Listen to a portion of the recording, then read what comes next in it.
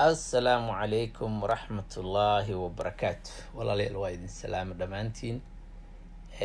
waxaan rabay inaan idin soo xasuusiyo inaan kasoo qayb gashaan xafladda aan Minneapolis ku qabanayno oo aan ku xaal marinayno walaalkeen Maxamed Gargaarte oo ay Soomaalidu u taqaano Madhibaan oo walaalkaas oo ah curadkii Gargaarte Hawiye. qofkii yaqaano Gargaarte Hawiye waa awoowaha dhalay habar gidir abgaal wadalaan silcis sheeqaal qabiiladaas oo dhan awoowaha dhalay ayaa Gargaarte Hawiye la dhahaa. marka wiilashiisa waxaa kamid ah Maxamed Gargaarte curad u ahaa. curadkaas waxaa dhacay 500 sano ka hor ayaa waxaa xumeeyay Maxamuud Gargaarte oo ah awoowaha habar gidir iyo abgaal iyo awoowaha dhalay xumeeyay. kabacdi cidiyo ka dhex baxay kabacdi de Madhibaan waa taqaaniin Soomaalidu dhex galay halkaas uu ku noolaa.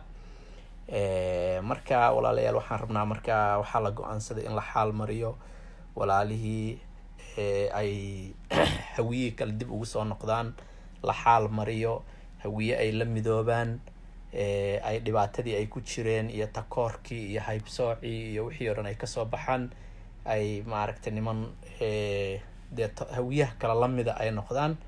marka xaflad ayaan ku qabanaynaa magaalada Minneapolis sabdigan hadda soo socda. 3 maalmood ka dhiman. waxaan ku qabanaynaa xafladda hallka maaragtay shirarka meesha xafladaha lagu qabto iyo aroosyada Carmel ku taalo ayaan ku qabanaynaa. marka dhammaantiin Soomaaliya oo dhan waa idinku casuumeynaa, nagala soo qayb gala. wax dhibaato ah kama jirto, wax walba waa khayr. waa on nin Soomaaliyeed oo walaalkiisa oo xumeeyay uu la heshiinayo, la xaal marinayo. insha Allah tacaala khayr ayaa Soomaalida ugu sugan, annagana faa'iido badan aan ka helaynaa. faa'iidooyinka ugu badan oo aan ka helayna hawiyaha kale ay ka helayaan waxay tahay curadkeeni ayuu ahaa, waa xumaynay, wuu naga tegay, wuuna soo habaaray. odagii markuu dhintay misana wiilkii curadka ahaa la xumeeyay. wiilkii curadka markuu tagay kii asaga ka yaraayo markii hore asaga maaragtay xumeeyay ayaa cidii madax u noqday. kabacdi dadkii oo dhan saas hadda la isaga daba wareegayo, cid dhageysata ma lahan. curadkii aa maqan oo meeshaas habaar la fadhiyo oo godob laga galay ilaa asaga lasoo maslaxeeyo oo maaragtay ii sheeg uu asaga laga farxiyo oo uu soo duceeyo. reerku dhibaatada ma deynayo, Soomaalida kalena dhibaatada lagama deyn karo. marka insha Allah tacaala faa'iido badan baa Soomaali ugu jirta, annagana faa'iido badan aan noogu jira. waxaan rajaynayaa insha Allah tacaala Maxamed Gargaarte marka la xaal mariyo oo ay cidda u duceeyaan oo ay dadka soo dhex galaan. awalba dadka waa ku dhex jireen takoorka iyo haybsooca iyo waxaa laga joojiyo. waxaan rajaynaynaa insha Allah tacaala in barwaaqa Soomaaliya ka dhacdo, Afrika oo dhan ay barwaaqa ka dhacdo.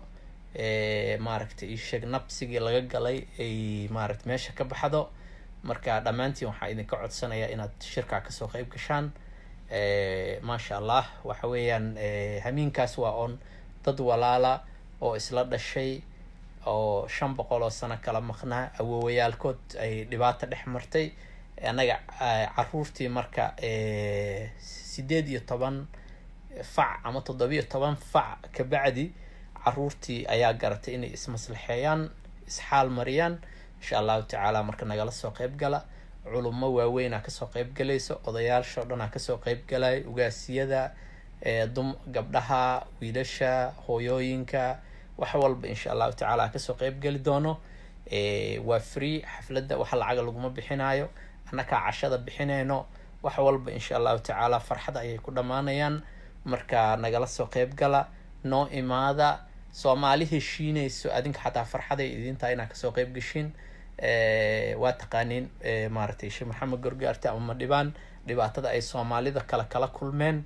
insha Allah tacaala waxaan rajaynaynaa markan annagu xaal marino oo ay hawiye ku soo noqdaan inay dhibaatadaas oo dhan ka soo dhex bixi doonaan. Soomaalidana dambiga uga sii yaraanayo ay dambigay ku hayeen. marka walaalayaal soo dhawaada, nagu soo biira xafladana kasoo qayb gala insha allahu tacaala. waxaan rabaa sabdiga dhan dadka ku nool Minnesota inaan arko ayagoo faraxsan, khudbadaha dhageystaan, taariikhda dhageystaan. aad iyo aad aa u mahadsantiin.